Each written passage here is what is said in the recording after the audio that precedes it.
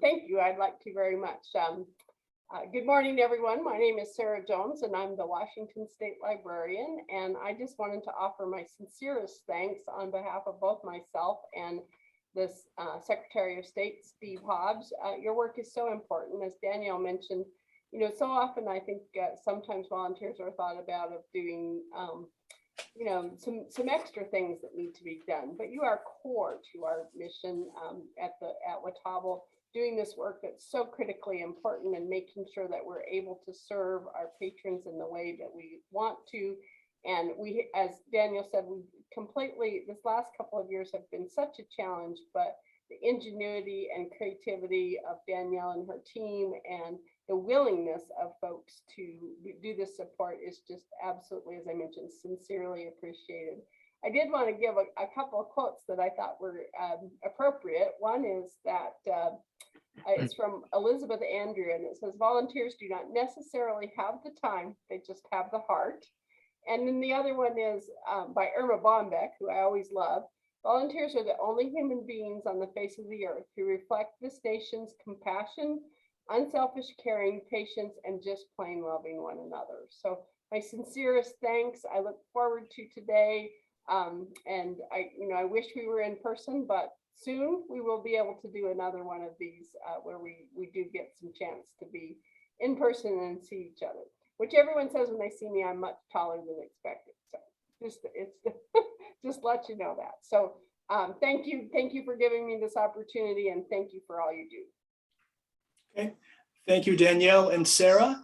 And for the Q&A after the presentation, please type your questions and comments into the chat box, and I will read these at the end and get everyone involved. And so before we start, here is some information about David. Born in Brooklyn, New York, David Laskin grew up on Long Island listening to stories of the old country told by his immigrant ancestors. He received a BA in History and Literature from Harvard College and an MA in English Literature from New College, Oxford. After a brief stint working in publishing in New York City, David launched his freelance writing career with a series of nonfiction books on subjects ranging from weather to natural history to gardens. And we do have 5 books of his in our collection, so very happy about that. He hit his stride when he began writing suspense-driven narrative nonfiction books about the lives of ordinary people caught up in events beyond their control, be it catastrophic weather, war, or genocide. His 2004 book, The Children's Blizzard, a national bestseller and one of the ones that we have in our collection, won the Washington State Book Award and the Midwest Booksellers' Choice Award. David also received the Washington State Book Award for The Long Way Home, about the immigrant experience in the First World War, and The Family, a history of the 3 branches of his mother's family, which is the subject of his talk this morning. A couple of years ago, following in the footsteps of his mentor, the late Ivan Doig, David decided to jump the fence from nonfiction to fiction. His first novel, What Sammy Knew, was published to rave reviews in 2021 and was issued in a paperback last month by Penguin. He is currently at work on a second novel.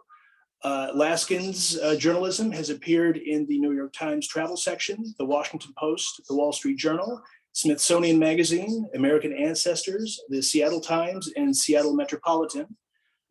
He and his wife, retired law professor Kate O'Neill, raised 3 daughters in their home north of Seattle, and they welcomed their first grandchild last May. So please help me welcome David Laskin. Okay, so thank you, David, for that great introduction, and thank you, Danielle, for making all this possible, and thank you, Sarah, for being with us, and to all of the volunteers. I am a great lover and supporter of libraries of all sorts, and I'm honored that my books are in your collection. So as David said, the subject of my talk this morning is my book, The Family. And this, in essence, is the Jewish 20th century told through the lives of one ordinary but extraordinary family that happens to be my own family. As you will hear in the course of my talk, the family split into 3 branches, and those 3 branches really reflected the variety and the depth and tragedy of the Jewish experience in the 20th century in their 3 very different shapes. So let's get to the story. For me, the story really began when I was a little boy of, I guess, 7 or 8 years old, and I went to visit the house of my great aunt Idle out on the shore of Long Island. This is actually not her house. This is a French chateau, but this is what it looked like to me as a child of 7 or 8 years old. I had never been in anything quite like this. This house of my great aunt had a ballroom, a private beach, and a spiral staircase down to the ocean, or actually I should say Long Island Sound. Of course, I knew that my great aunt Idle, and here she is, was fabulously wealthy. And the company that she founded, the Maidenform Bra Company, was fabulously sexy and successful. She was a 4'11" tall, chain smoking dynamo. She had tiny feet, amazing jewelry, an imperious manner, and a sarcastic sense of humor. And even though she was my great aunt, she was something of a celebrity in her day. And I think most celebrated of all for the campaign that made her a multimillionaire and made Maidenform Bra Company a household word, and that was the Dream campaign. And if you are my age, you will probably remember these ads. I dreamed I did so and so in my Maidenform bra. This is the very first one I dreamed. I went shopping in my Maidenform bra, and these ads are just very memorable and striking. Here's another one. I dreamed I took the Q in my Maidenform bra, and this was my favorite. When I was a child, I dreamed I painted the town red in my Maidenform bra. These ads, which we were familiar with, they hung in my father's office, even though he didn't work at Maidenform, were, as I said, famous. They were also my kind of pre-adolescent introduction to the mysteries of women's bodies. What I didn't know when I was a child or of 7 or 8, or for that matter, when I was an adult in my 50s, was that at the same time that my great aunt Idle was making a fortune advertising and selling brassieres from her office on Madison Avenue, first cousins of hers were burned to death in their synagogues in Eastern Europe. And I didn't know anything about that growing up, nor did I know anything about these two people who were also Idle's first cousins and my grandfather's first cousins. These Sonia and Chaim are their names, and they were pioneers to what was then Palestine, now Israel. They were really among the founders of the state of Israel as it became in the late 1940s. So, I think like many people, I grew up thinking I knew a lot about my family.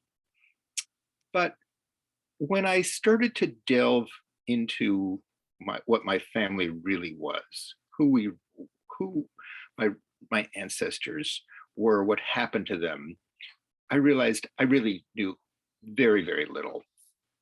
And it really wasn't until I got in touch with the offspring of these two people, my cousins in Israel, and began to question them about the family. And they led me to a website that they had put together in which there were these photographs, this one here and this one here. And I'll just go back. These are also this woman, the mother in this picture, and in the next one here. Again, first cousins of my grandfather, first cousins of Aunt Idle, and all of these beautiful, attractive, ordinary looking people were murdered by the Nazis for no other reason than that they happened to be Jews living in Eastern Europe at that period of history. So, as I said, growing up, I knew nothing about any of these people, hadn't heard their names or seen their pictures. And it was really looking at these photographs of these relatives, these lost relatives, that the light bulb went off. And I thought, this is what I want to write about. This is going to be the subject of my next book. How in one family, my mother's family, we encapsulate the history of the Jews in the 20th century. And so that really, it was our modern era of websites and widely available photographs that really enabled me to get going on this project. The story begins in my book in the Russian Pale of Settlement. This is the western fringe of what was the Russian Empire.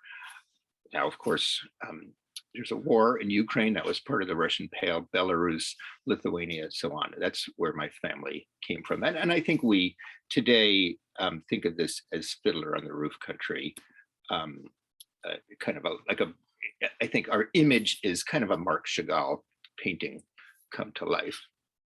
But, I actually visited Belarus and Lithuania, where my ancestors lived, in the course of researching this book. And I found that it is a haunting and haunted landscape. There are still standing buildings like this. This is the famous, or once famous, Volozhin Yeshiva in Belarus, where very famous Jewish scholars taught and studied. But these buildings still stand, but there are no longer any students or rabbis teaching or learning in these buildings. It's a landscape that, of course, was emptied of its Jewish population during the war. My ancestors, and this is my great-great-grandfather, were, for the most part, Torah scribes. They copied the Hebrew calligraphy of the Old Testament, and their wives did everything else, raised the kids, had little gardens in the backyard, had cows and so on. They were in shops to some extent. They were really multitaskers. So in 1909,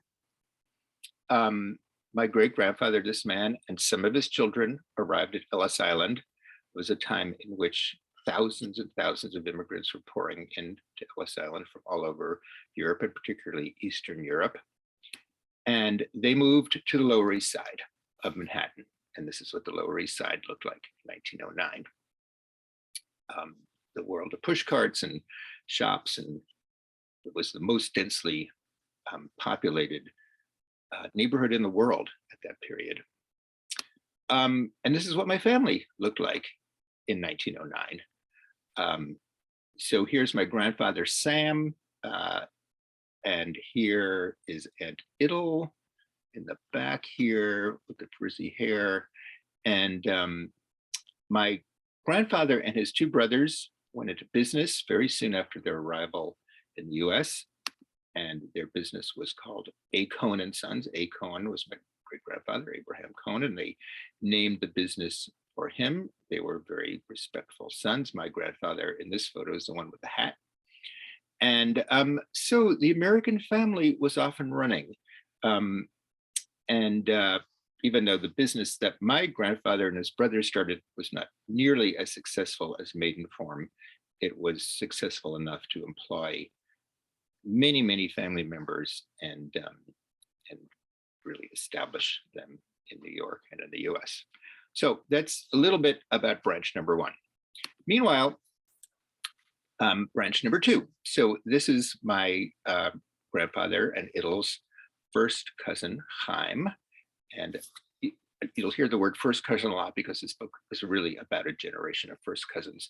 So here's Chaim at the age of 18. As you can see, nice looking young man, maybe a little bit of an attitude. And he, it wouldn't surprise, it's not surprising given his appearance that he was also extremely idealistic. He was a passionate youth, and his passion was not to become a Torah scribe like his father or to go into business like his cousins in the US, but to make the desert bloom as a pioneer. Chalitz is the word in Hebrew, pioneer in Palestine. He didn't grow up farming, but that was his dream, to move to Israel and, or actually I should say Palestine, because it wasn't Israel then, in the 1920s, and really start a new life there. And this was something that this was a rising movement in Eastern Europe at the period. You know, when I got to this part of the book, I began to think of it almost as a movie. Chaim's sailing down through the Straits of Bosphorus and into, arriving at Haifa and harbor. And I'd have to say, if it were a movie, and if Paul Newman were still alive, I would definitely have chosen him to play my cousin Chaim. So as I said, Chaim arrived in the 1920s, 1924 to be exact, at Haifa. This is what Haifa looked like in 1924 when he arrived. But Chaim did not want to stay in Haifa. He wanted to be on the land, and really kind of the remote land. So he took a train across the narrow neck of Palestine and ended up in the Sea of Galilee, which is not a sea at all, but a lake. It's called the Kinneret in Hebrew. But that wasn't remote enough for him. He continued his journey up these hills that surrounded the lake, and he and a small group of other idealistic pioneers settled in a very small collective farm. It wasn't a kibbutz, but it was something like a kibbutz called Har Kinneret, the mountain of Kinneret. And that was where the Israeli branch of my family got their toehold. So one branch on the Lower East Side of New York, Chaim's branch here in this kind of Death Valley-like landscape. But let's go back to New York. So 1924, as I said, was the year that Chaim moved to Israel. 1924, this was New York City, and this is what women looked like in New York City at that time. It was the flapper era. Women wore these, for that time, shockingly short dresses and this kind of flat silhouette. Well, by this point in her life, my Aunt Idle, who, as you know, as I said earlier, became the Maidenform founder and tycoon. Maidenform did not exist yet. Idle was a dressmaker working at a fancy shop on Fifth Avenue. And she was doing quite well for herself, but she wasn't happy. And the reason she wasn't happy is that her dresses didn't fit right. And the reason her dresses didn't fit right is that women their shapes were not really amenable to the fashion of the day. As Idle, who was somewhat salty, put it, God made women with a bosom, and we can't argue with nature. So what to do? She decided maybe there was a way to make a better fitting dress. And so in this period of fashion, there was product called boyish form, which was basically a flattener that kind of flattened women's endowments into submission so that they would fit into these kind of sheath-like dresses. So Idle went to work. She took one of these boyish form flatteners and she cut it up. She sewed in some elastic and put on some straps. And her husband, William, who was her partner in business, made it look nice. He was an artist. He sewed some lace on it. And voila, the first Maidenform bra was born. And here's Idle, slightly later in life, with some later versions of bras. And here she is fitting a model. It's not that the model was standing on a stool. Idle was so small that that was what she looked like. So I'd like to read you one little bit from the book that will give you a flavor of what the book is like, and also about this period of the founding of Maidenform. Well, Idle saw at once that her frocks fit better with a Maidenform brassiere sewn into the bust or worn separately underneath, but it took the partners a while to realize what a hot commodity they had on their hands. It was Broadway that made Maidenform a star. The acting trade were the first customers, said the company's first general sales manager. And where brave, busty showgirls led, ordinary, busty women were sure to follow. Transgression was in the air in 1924. Women had won the right to vote 4 years earlier, they smoked in public and no one batted an eye. Idle herself put away 4 packs a day. They scandalized their mothers with their clothes, dances, drinks, illegal as of January 1919, and love affairs. F. Scott Fitzgerald's The Beautiful and Damned was a bestseller that year, and he and his wife Zelda were the toast of the town. Nowhere was the spirit of transgression headier and more pungent than on New York's 42nd Street. What better locale to kick up a lingerie revolution? Joe Bissett, one of the partners, hit every specialty shop between 42nd and 59th Streets. He placed Maidenform bras and racy little counter cards touting their virtues in the Astor shop and the Regina shop, abutting the renowned Palace Theater vaudeville house. If a manager was reluctant to place an order, Joe got one of his Corrine pals to sashay into the shop, demand a Maidenform, and storm out in disgust when told they didn't carry them. The next day, a salesman came calling. It was an extreme product, but was accepted by the theater crowd, said one of the early salesmen. Getting it accepted elsewhere required greater powers of persuasion. I would take it out, and when I showed them this little bit of bra, all hell would break loose, recalled Jack Sizemore, who became a top salesman. If it were the husband, he would call to his wife, come over here and see what this crazy guy's trying to sell me. They laughed and they ridiculed us and they said, this is a fly-by-night thing. It will die out next week, next month, next year. They didn't laugh for long. In 1924, the company had to relocate 4 times. That's how fast it was expanding. In 1925, they registered the name Maidenform as their trademark. The Maidenform bra was the quintessence of the 1920s. Fun, novel, vaguely risque, easy to mass produce, perfectly promotable, seemingly frivolous, but in fact eminently practical and instantly indispensable. No one had heard of a brassiere in 1920. By 1925, all the fashionable women had to have one. The daughter and granddaughter of scribes had stumbled on one of the purest products of America. So I just can't resist showing you a couple more of these Maidenform ads. This is one from probably the 1960s by the look of the hairdo, and another one. So anyway, you get the idea. Idle always said she invented the bra. That was not true. The bra was actually invented by somebody else.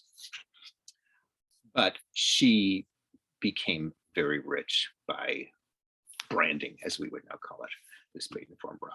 Okay, now we're gonna go back to the Holy Land, back to Palestine.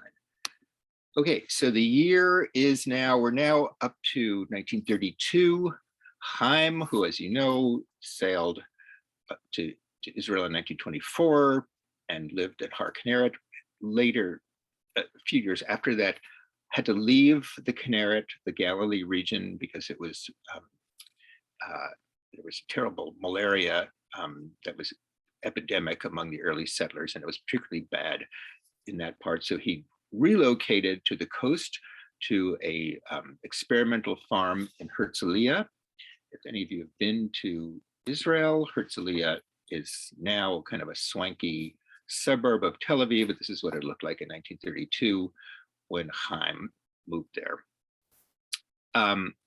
and worked on this farm. So that year, a major event happened in Chaim's life and in the life of my family in Israel, and that was the arrival of Sonia, Chaim's first cousin, Idle's first cousin, my grandfather's first cousin. Sonia, as you see, was an attractive young woman like Chaim. She was a committed Zionist, and her dream, like Chaim's, was to go to the Holy Land and to work the land. It's much more difficult for a young woman to make that dream come true than a young man, but she did make her dream come true in 1932. And first thing she did upon arriving there was to get in touch with her cousin Chaim. And in the interim, Chaim had changed a good deal. He'd acquired a permanent tan, some experience with firearms and women, and he kind of took Sonia, his younger cousin, under his wing.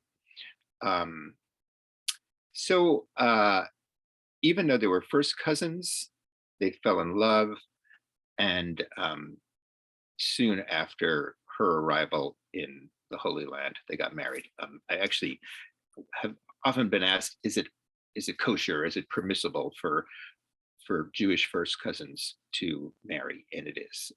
So it's not common, but it's permissible. So Chaim and Sonia got married on December 7th, 1933. And here is a photograph of them on their wedding day. As you can see, they were made a very, very handsome young couple, and they were very happy. But I'm going to repeat the date, December 7th, 1933.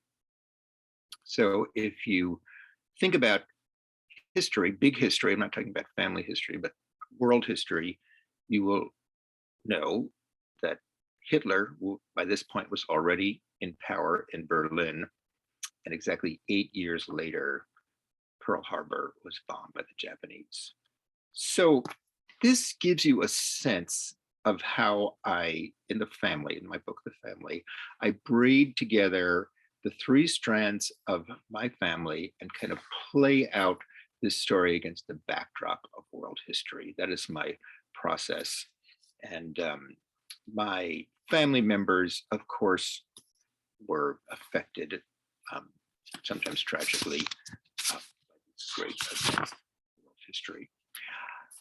I'd like to step back for a minute at this point and tell you a little bit about the story behind the story, how I did the research, how I put together some of the depth of information, of facts that that informed the book.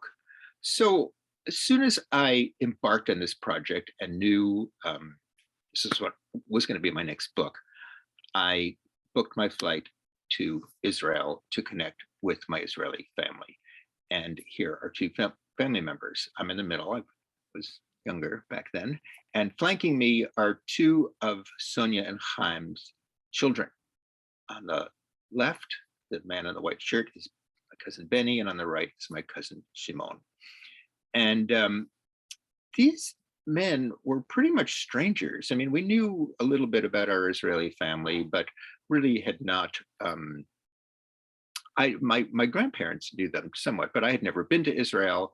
I had never met them, and so I contacted them because I told them I was writing this book, and I wanted their input, and I wanted to visit the places in Israel or that their parents went to, where they first lived.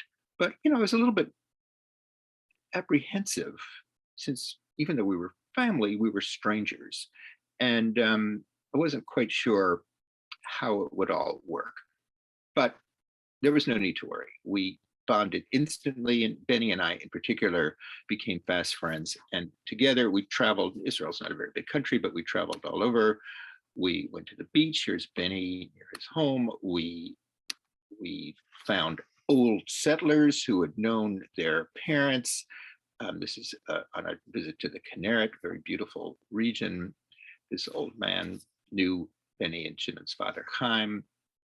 And we really got a sense of what their lives were like, what it was like to be in this country, very old country, but a very new endeavor.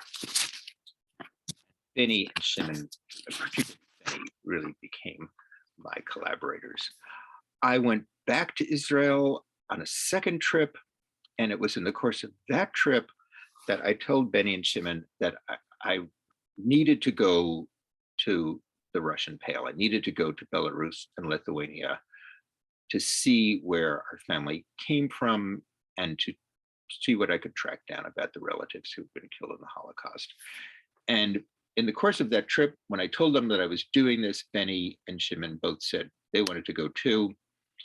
And so we all went together, Benny and Shimon and their oldest sons and my daughter, Emily. So we made this trip together to see the places where our family lived and died. And the Israeli relatives were very prepared. They brought photographs and they brought candles. We said the Kaddish, the Jewish prayer for the dead, over the places. There were no graves because our family members who were killed were either burned to death, and here we are standing on the site of the Rakov synagogue where they were burned inside that synagogue, or they were killed in mass graves. But we did find those sites, or approximate those sites, and said the prayer of the dead. We also found the grave of our common ancestor, Shalom Tzvi, and he died before the Holocaust, so he did have a grave. And again, we said the prayers, we put down pictures of family and so on. And I was kind of expecting that part of Belarus to be quite dreary, and it is very poor, but we went in May and it was quite beautiful. And there were gardens. It was just a very inspiring landscape for me. And oops, wait a minute, go back here. And in addition to these somber moments, we also had some very joyous moments, celebrating together, singing songs in Hebrew, songs that I didn't even know that I knew, but somehow they had gotten into my DNA. So it was a very inspiring trip. Well, in the course of that trip with Benny and Shimon, Benny, my cousin, revealed to me that he had hundreds of letters, most of them written by the relatives who'd been killed in the Holocaust. And of course, I lit up. I mean, here I was writing a book about the family, and there were these family letters written by the people I knew least about. So Benny said, well, there's a problem. The letters were all written in Yiddish. And even though Yiddish uses the Hebrew alphabet, it is very different from Hebrew. It's actually much more like German than it is like Hebrew. And Benny and his family do not know Yiddish. I don't know Yiddish either. But I said, well, this problem can be surmounted. And sure enough, we surmounted it. And Benny had the letters translated into Hebrew, and I had them translated from Hebrew to English. The double translation was not ideal, but we worked with it, and we were able to piece together this fascinating archive of the lives, particularly, as I said, of the family members who've been killed. And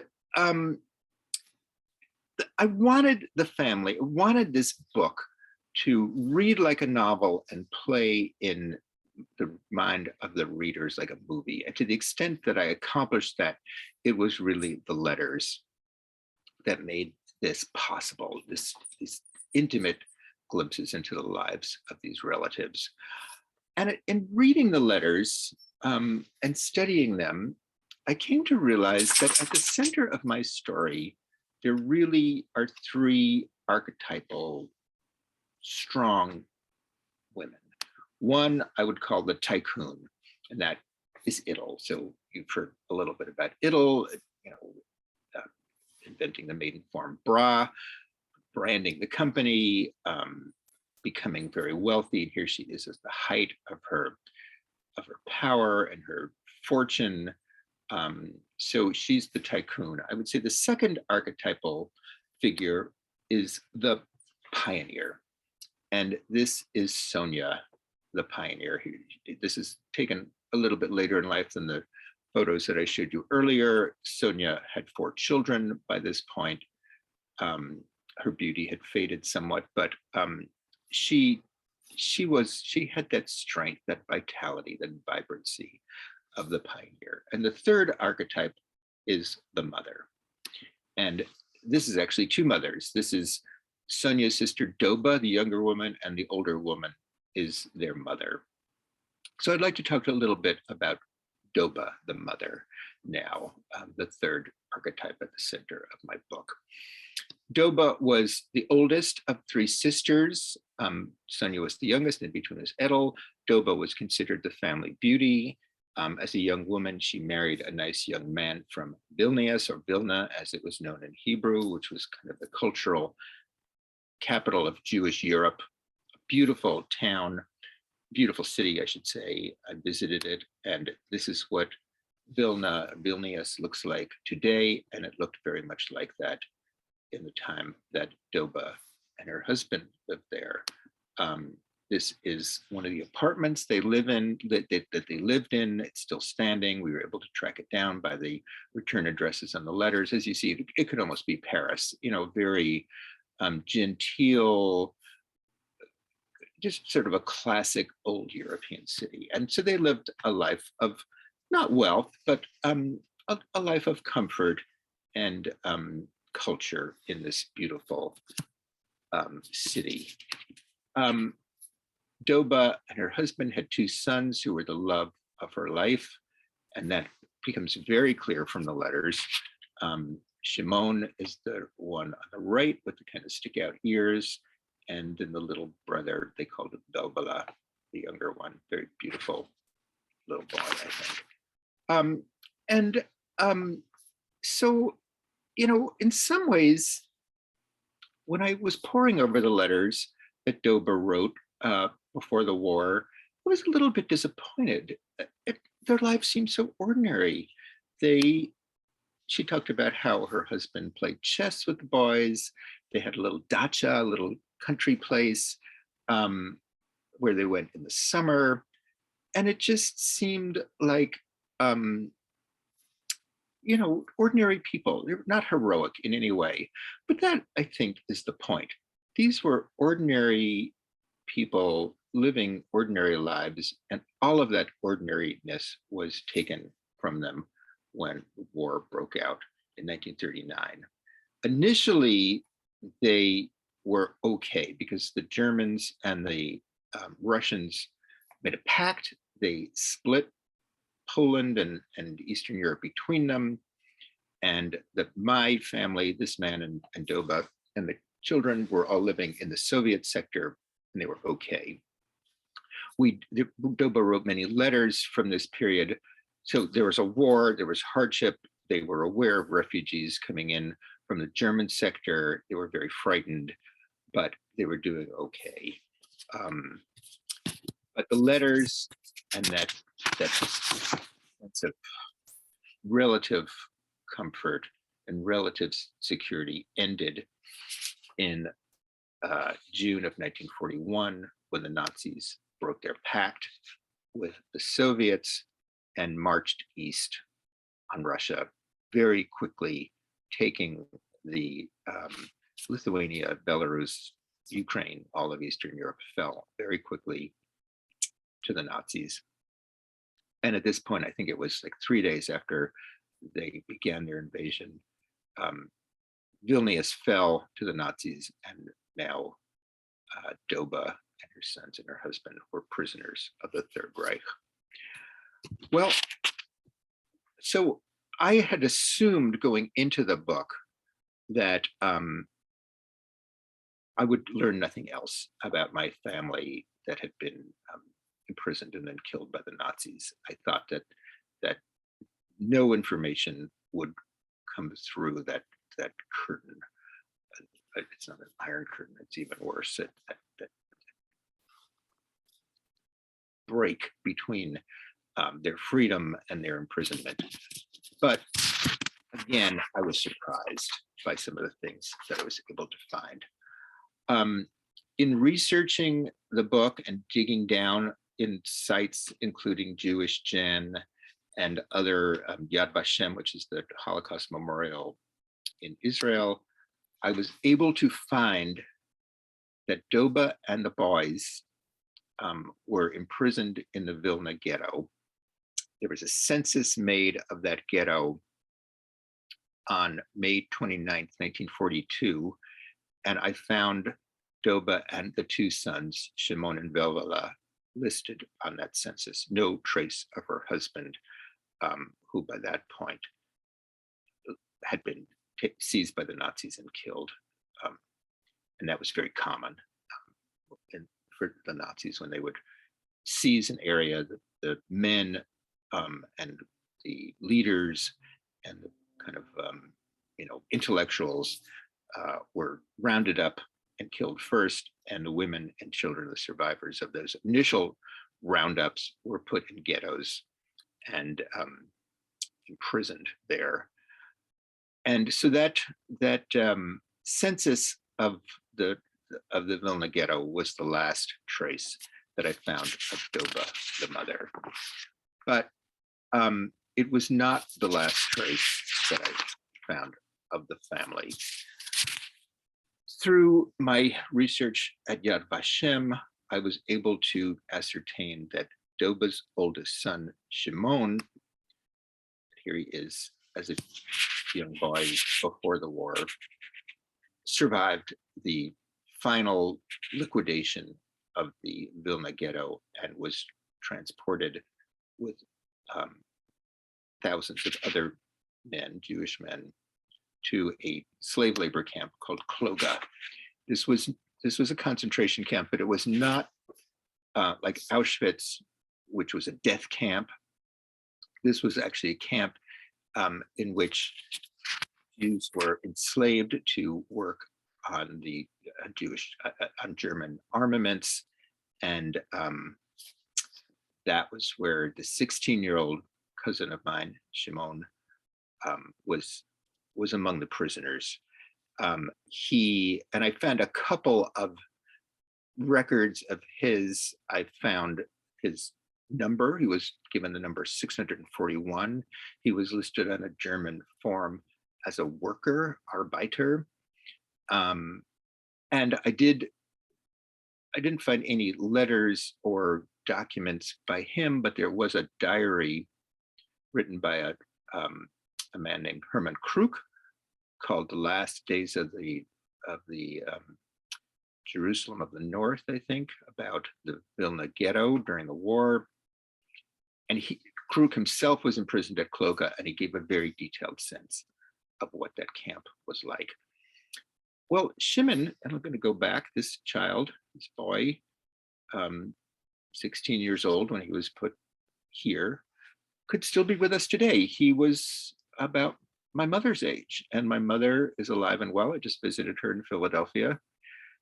And the reason that Shimon is not with us today is that as the Soviet army was approaching from the east, and the Germans realized that they were losing the war, they pulled back from Kloga. But instead of just abandoning the camp, they decided that they needed to cover their tracks, cover all traces of what they had been doing there.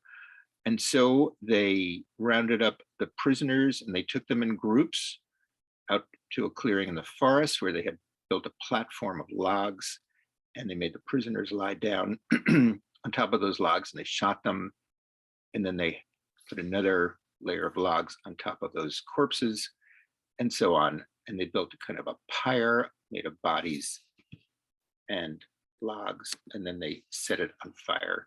And when the camp was liberated, this is what the liberators found. These charred, and there were, I think, 3 of these charred pyres of human remains and logs. And there are many more gruesome photographs than this. This photograph comes from Yad Vashem. If you've ever been to the History Museum there, these photographs of Kloga are some of the first things that you see. And I actually had seen them before I realized that one of my relatives was killed and incinerated in these funeral pyres. And when I discovered that in my research, I returned to that photo to pay my respects. And so that was the last member of Shimon, who died at Kloga, was the last surviving member of my European family. So that gives you a sense of my book and what happened to the 3 branches of my family. There's obviously a lot more detail in the book. So it came out a couple of years ago, and when I was promoting it, I was frequently asked the question of how writing the family changed me as a Jew. And I really appreciated this question. I grew up Jewish and was, went to Hebrew school and so on, but I had drifted very far from my religion. I didn't practice, and I was much more interested in literature really than religion. But in writing the book, and we'll just let that phone out for a second. In writing the book, I came to realize that I too am a kind of scribe. Researching and writing this book really made me feel connected with my ancestors who were scribes. And I also thought, I had the privilege of visiting Israel and going to the Western Wall, the Wailing Wall, as it's called, the final remains of the great temple of Herod. And visiting and praying by that wall would have been the greatest dream of my ancestors. Why me? Why did I get to go and put my prayer there and not them? And standing there and praying there really bridged the generations for me. And it made me realize that I am a kind of scribe as well. And I'd just like to read you one more passage from the book that touches on that. My grandfather, great-grandfather, great-great-grandfather, and great-great-great-grandfather were Torah scribes. And for all I know, the tradition goes back to the days before the diaspora. The texts I compose and redact are not sacred, but I am a kind of scribe as well. I count myself proudly among the people of the book. I commit to paper the stories of those who came before me, what we have done, what we have lost, what remains, what we can pass on. This is the scope of my work, the family work, as I now understand it. Well, beyond the question of how writing this book changed me as a Jew, here's the question of how it changed me as a person.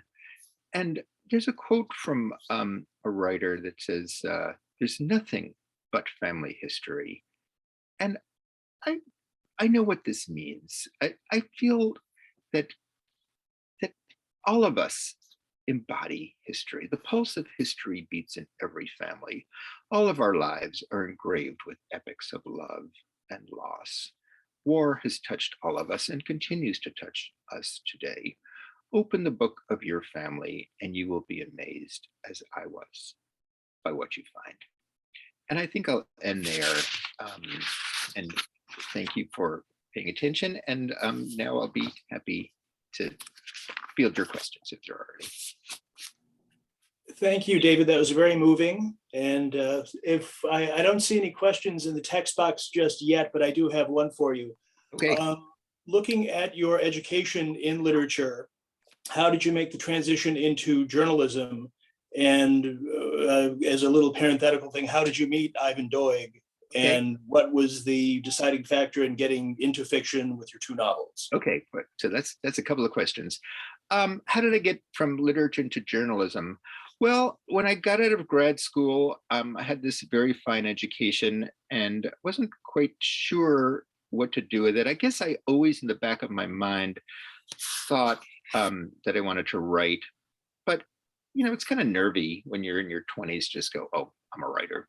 So I went to work in book publishing, and everybody said, if you want to be a writer, you should not work in publishing. You should write because it's very hard to do both.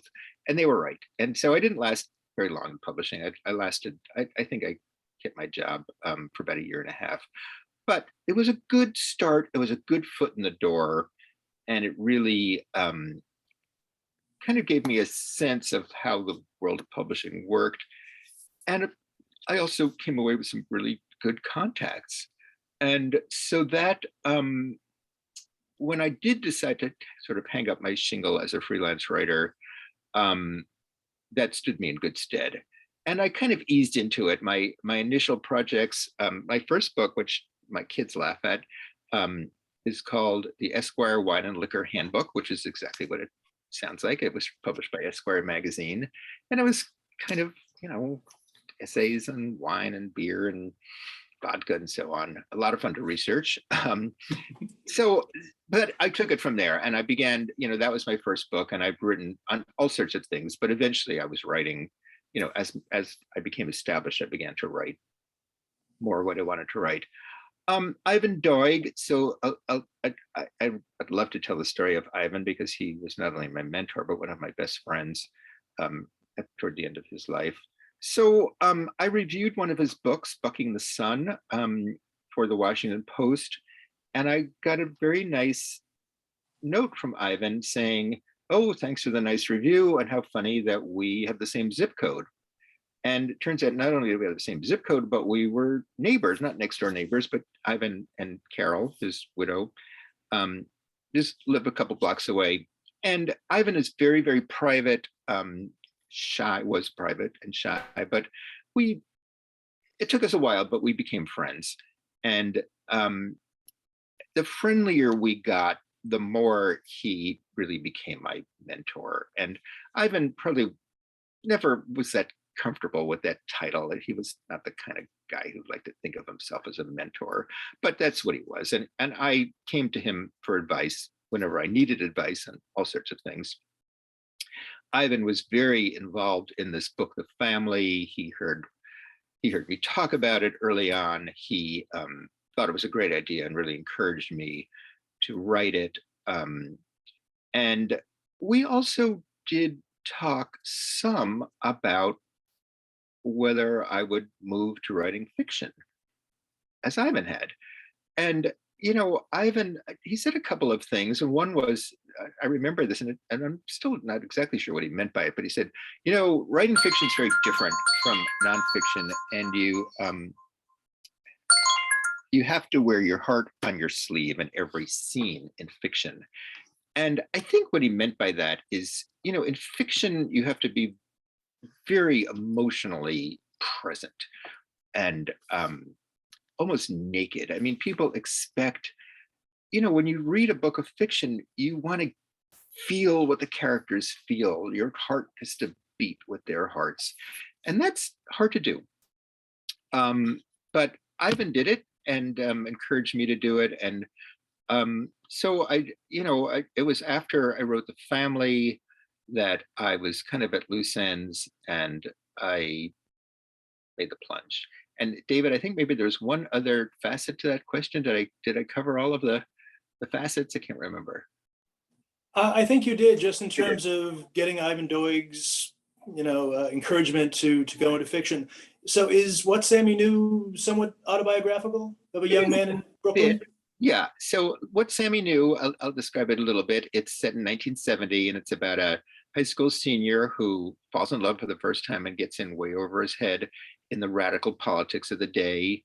And it also kind of a theme that runs through the book is Sammy's relationship with Tutu Carter. She's the live-in domestic worker who kind of raised him, and both his parents work full-time, and she's a Black woman who lives with the family, works for the family, and raised Sammy, and becomes a very, very important figure in Sammy's life. And the book really deals with some pivotal events, not only in Sammy's life, but in Tutu's life. And Tutu Carter is based very closely on a Black woman named Ethel Foreman, who lived with my own family and raised me, because both of my parents worked full-time when I was growing up. And so after The Family, I had this kind of arsenal of genealogical skills that I had really honed in the course of research in my own family. And I turned those skills to Ethel.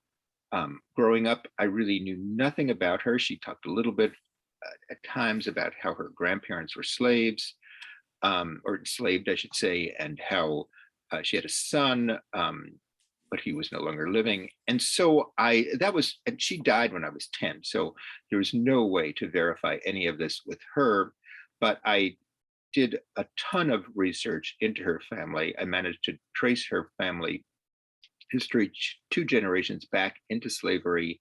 And I also located the last slaveholding family, interviewed one of their descendants.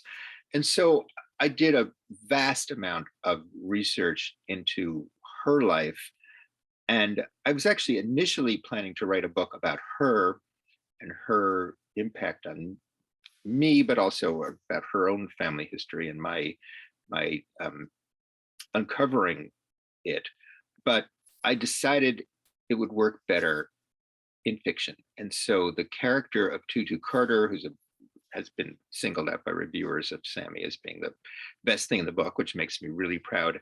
She's very closely based on Ethel, and I was able to use a lot of that background and depth and really the fineness of detail that I had covered in researching Ethel's life, just folding it into Tutu's background. And I think that really enriched my novel. So, and I think Ivan died before I made the jump to fiction, but I think he would have really approved of this, combining my skills as a researcher with the fictional narrative. I think it just makes it a lot deeper, richer. Right. Great. And what can you tell us about your second novel? Oh, it's I've written a draft. It's on a historical subject, although not deep in history. It starts in 1929 and it ends in the 1980s. So it's kind of, again, it's a little bit like The Family in that it reflects the sweep of 20th century history, but it's made up. Anyway, that's all I'll say. But it's big, long, complicated, and I'm now embarked on the second draft. Of course, I thought, oh, second draft, that'll just go like a breeze. But it's been slow going. So it'll be a while before the second novel sees the light of day. But I'm excited about it. On it. Wonderful.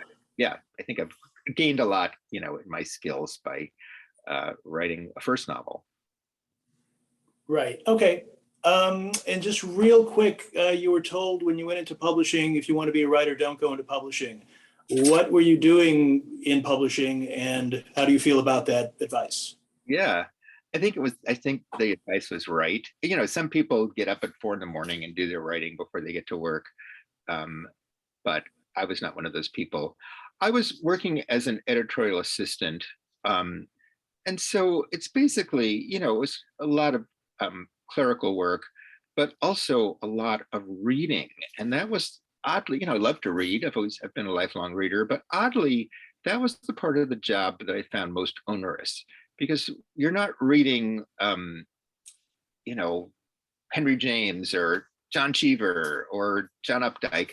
You're reading the slush pile, as it's called, the unsolicited manuscripts, or even the manuscripts that agents send in.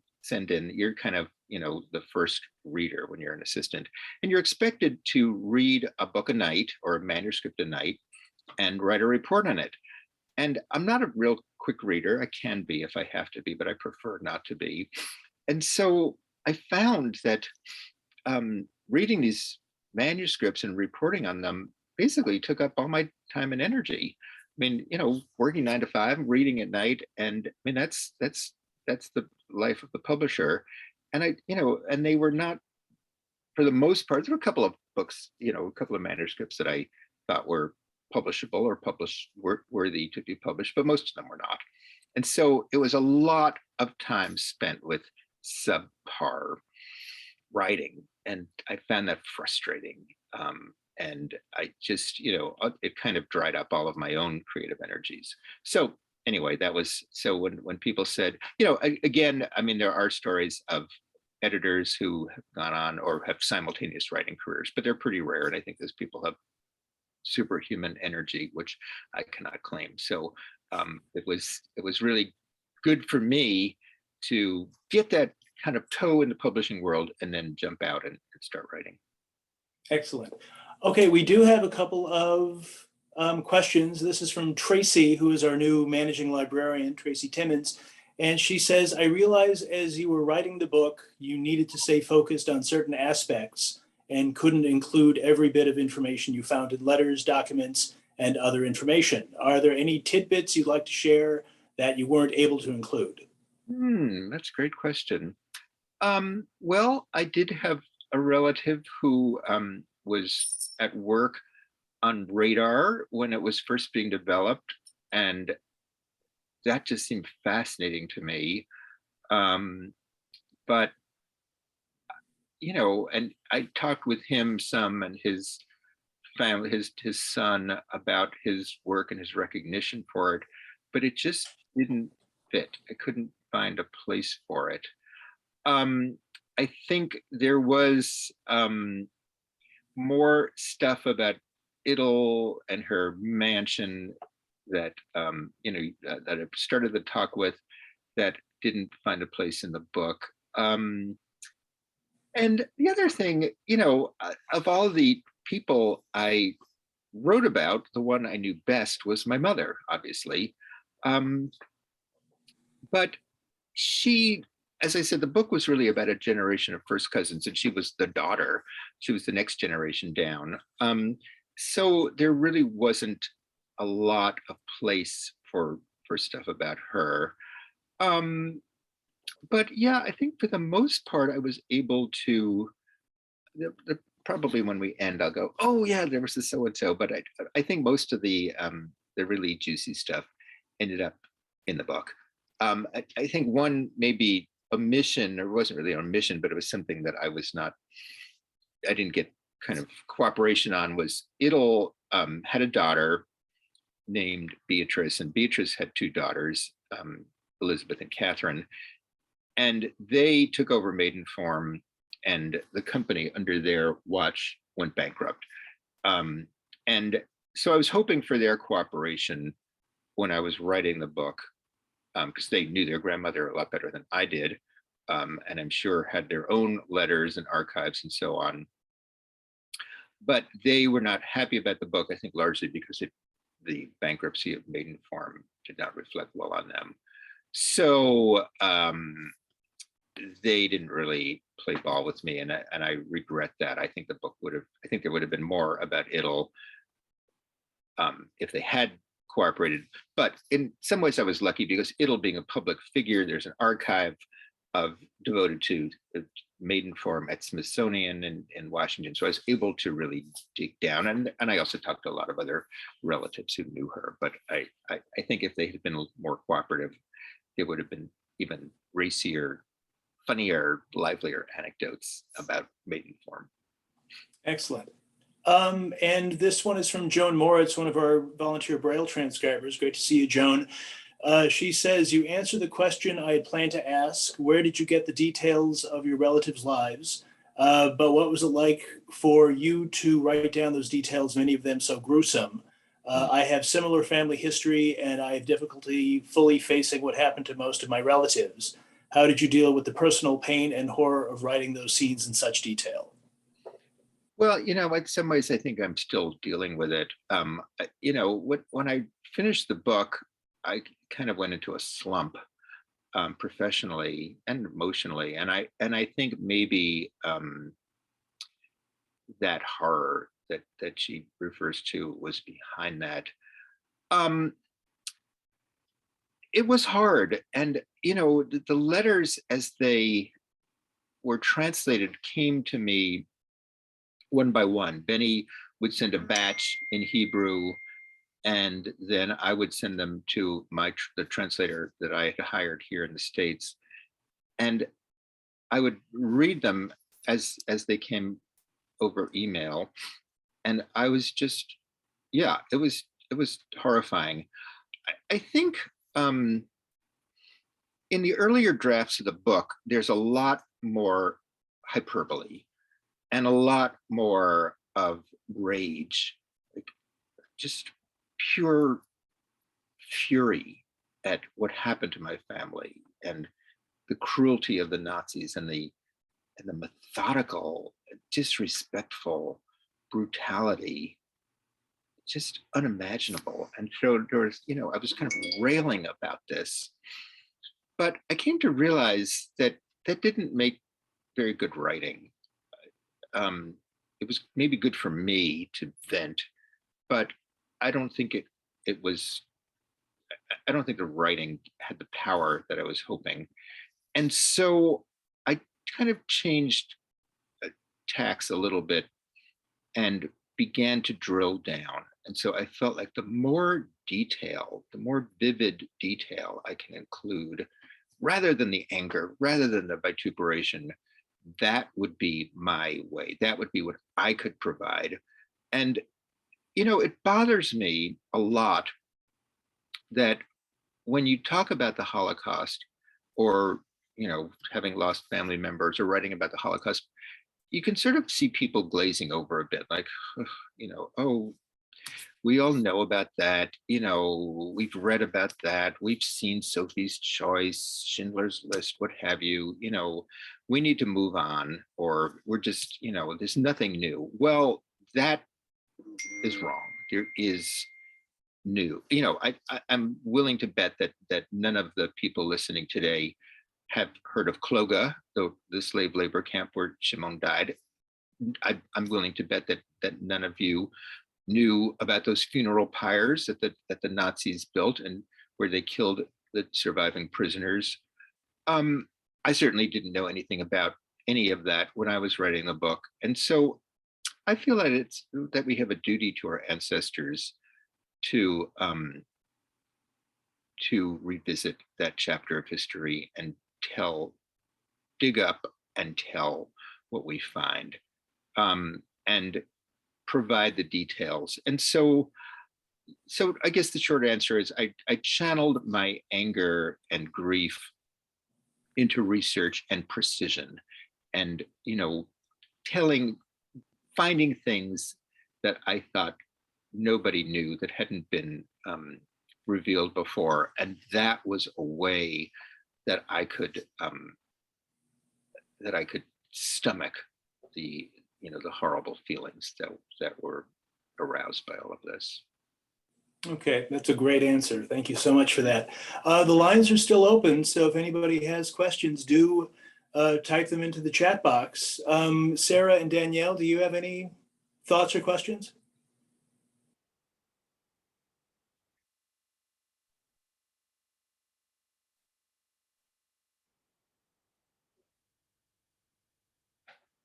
You see Sarah's unmuted. Here we go. Yeah, I just what an amazing, hearing this has just really been really special. And I'm a huge fan of Ivan Doig, and I was able to see him not too long before he passed away, when he was at an author event in the San Francisco area. But anyway, just thank you so much. And I haven't read this, but I really look forward to doing so. Good. Yeah. Well, I was huge fan of Ivan's as well, and his encouragement. And Ivan, I think this sounds a little odd, but Ivan always knew his worth. I mean, he wasn't arrogant. He didn't have a chip on his shoulder or anything like that, but he knew he was damn smart and he was a damn good writer, and just carried that well. I think, on the other hand, I'm plagued by insecurities, fears, whatever. And Ivan always had a great way of bucking me up, like, whatever, man, put that behind you. Don't think about that kind of stuff.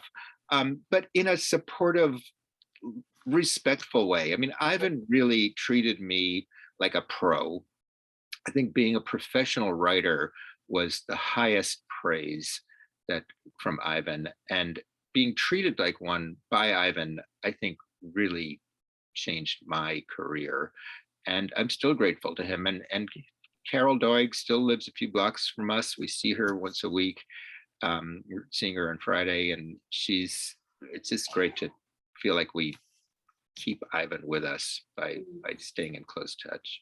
Well, that's nice to hear. And it's wonderful that you hear that voice still resonates for you. And it's amazing how people can do that. So just again, thank you very much. You're welcome. Thank you.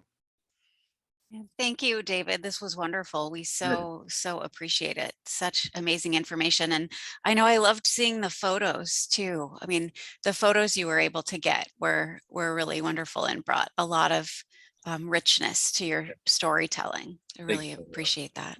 People have commented on that, and those were really pure luck. I mean, I really didn't know how many great photos I would have.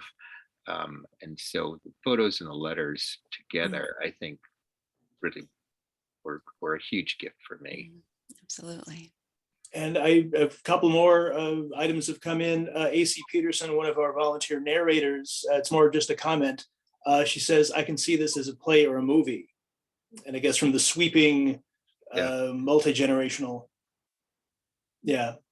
And then Martha Oman, one of our volunteer book reviewers, talking book reviewers, she says, I noticed Eric Larson's endorsement on the cover of the book, and I'm a big admirer of his work as well. Are you in touch with him?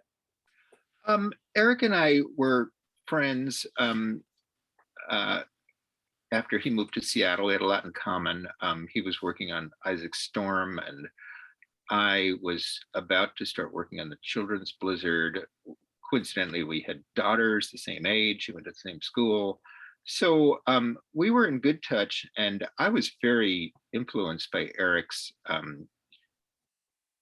narrative abilities. I think I'm a weather nut, and so Isaac Storm, I think, is my favorite book of his.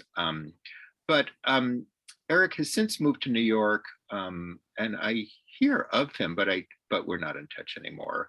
But yeah, I think that his approach, when I was writing nonfiction, I think we had a similar approach. And the other person I would name in that regard is Daniel James Brown, The Boys in the Boat, who is also a friend, and I'm seeing him Saturday night actually, and